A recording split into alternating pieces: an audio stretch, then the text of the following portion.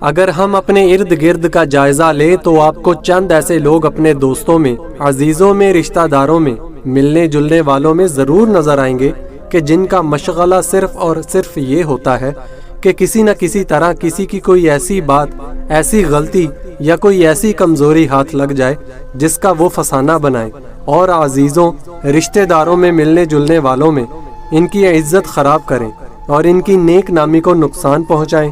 ایسے لوگ ذہنی طور پر بیمار ہوتے ہیں اور ہم لوگ ایسے لوگوں کی تربیت کرنے کی بجائے، اس کی اصلاح کرنے اور سمجھانے کی بجائے اسے یہ کہہ کر چھوڑ دیتے ہیں کہ کیا کریں، یہ اس کی عادت ہے، جبکہ اس کی یہ عادت کئی گھرانوں کے بگاڑ کا، ان میں ناچاکی اور دشمنی کا سبب بن سکتی ہے۔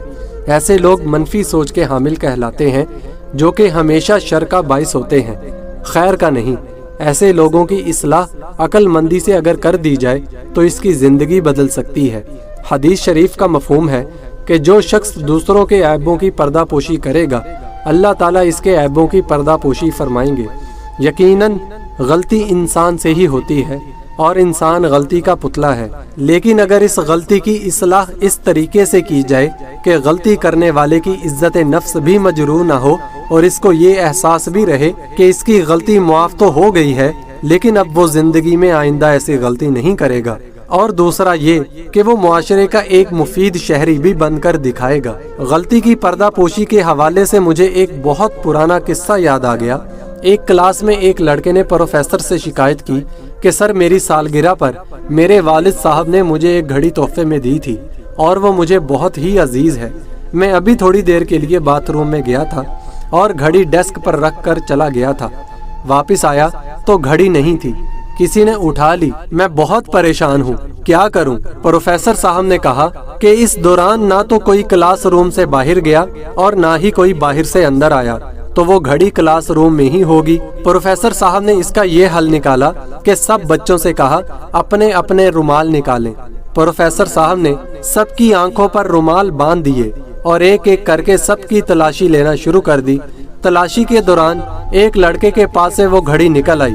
پروفیسر صاحب گھڑی کو لے کر اپنی کرسی پر بیٹھ گئے اور سب بچوں سے کہا کہ اپنی آنکھوں سے رومال ہٹا دیں، اور جس بچے کی گھڑی چوری ہوئی تھی اس کو کہا کہ بیٹا آپ یہ گھڑی لے لو اور اب احتیاط سے رکھنا۔ اب جس لڑکے کے پاس سے گھڑی نکلی تھی اس کی شرمندگی کی انتہا تھی کہ اب تو پروفیسر صاحب پوری کلاس کے سامنے مجھے شرمندہ کریں گے اور سزا بھی دیں گے، لیکن پروفیسر صاحب نے ایسا نہیں کیا۔ یوں دن گزرتے گئے اور لڑکے کالج سے پاس آؤٹ ہو کر اپنی اپنی زندگی میں ماہو سفر ہو گئے۔ چند سال بعد اسی کالج کی تقریب ہوئی تو اس میں جس شخصیت کو مہمان خصوصی کے طور پر بلایا گیا تھا وہ وہی اسٹوڈنٹ تھا جس نے کلاس میں گھڑی چرائی تھی۔ فنکشن ختم ہونے کے بعد وہ مہمان خصوصی اسی پروفیسر صاحب کے قدموں میں بیٹھ کر بولا، سر میں آپ کا وہی اسٹوڈنٹ ہوں جس کے پاس سے آپ نے گھڑی برآمد کی تھی۔ آپ نے آج تک کسی کو نہیں بتایا اور میری عزت رکھ لی۔ اگر آپ اس دن کلاس میں سب بچوں کو بتا دیتے تو شاید میں آج اس مقام پر نہ ہوتا اور میں ساری زندگی شرمندہ ہی رہتا۔ پروفیسر صاحب بولے، بیٹا تمہیں یاد ہوگا کہ میں نے تمام بچوں کی آنکھوں پر رومال باندھ دیا تھا، تو بیٹا میں نے بھی اپنی آنکھوں پر رومال باندھ لیا تھا۔ مجھے بھی آج ہی پتا چلا ہے کہ گھڑی تم نے چرائی تھی، اور بیٹا میں نے یہ عمل اس لیے کیا تھا کہ ہم ایک دوسرے سے شرمندہ نہ ہوں۔ یہ جو شرمندگی کا احساس ہوتا ہے نا، یہ انسان کو اندر ہی اندر سے کھوکھلا کر دیتا ہے، اور ایسا شخص زندگی میں کبھی آگے نہیں بڑھ سکتا۔ ہر معاملے میں سزا دینا ضروری نہیں ہوتا، مصلحت بھی کوئی چیز ہوتی ہے، اور استاد کا کام تو نسلوں کی بہترین تربیت کرنا ہوتا ہے۔ جس طرح مالی پودوں کی پرورش بہت ہی محتاط انداز میں کرتا ہے، تم بھی مجھ سے وعدہ کرو کہ زندگی میں ہمیشہ مثبت سوچ کے ساتھ معاشرے کا ایک فعال رکن بنو گے اور پردہ پوشی کو اپنے کردار کا حصہ بناؤ گے۔ پھر دیکھنا اللہ تمہیں کتنا عروج دیتا ہے۔ ملک میں مایا ناز مصنف، ادیب، استاد اور کتاب زاویہ کے لکھاری جناب اشفاق احمد صاحب فرماتے ہیں، اگر آپ کے پاس ایسی دلیل ہو جس کو استعمال کر کے آپ محفل میں بیٹھے کسی شخص کا بیڑا غرق کر سکتے ہیں تو اس دلیل کو مار دو اور بندہ بچا لو۔ تمہارے اس عمل کا بڑا اجر ہے۔ ہو سکتا ہے کہ چند لمحوں کے لیے اس محفل میں تمہاری واہ واہ ہو جائے، لیکن جس شخص کے لیے آپ دلیل استعمال کرنے جا رہے ہو وہ کہیں کا نہ رہے گا۔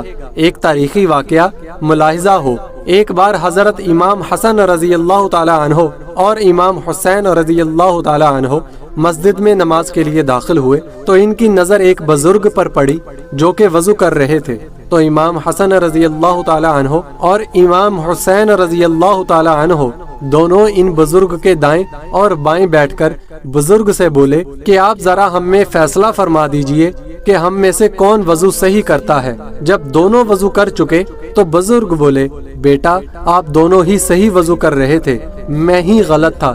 یہ ہے وہ طریقہ، وہ سلیقہ کہ جس سے نہ تو ان بزرگ کی دل آزاری ہوئی اور امام حسن رضی اللہ تعالی عنہ اور امام حسین رضی اللہ تعالی عنہ کے عمل نے ایسی اصلاح فرمائی کہ ادب بھی برقرار رہا اور کیا خوبصورت انداز میں ان کی غلطی کو سدھار بھی دیا۔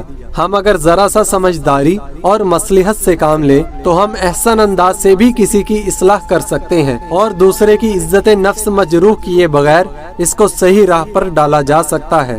آپ کے اس عمل سے نہ صرف آپ کو تسکین ہوگی بلکہ ہمارا پیارا دین بھی ہمیں یہی درس دیتا ہے۔ اللہ اکبر۔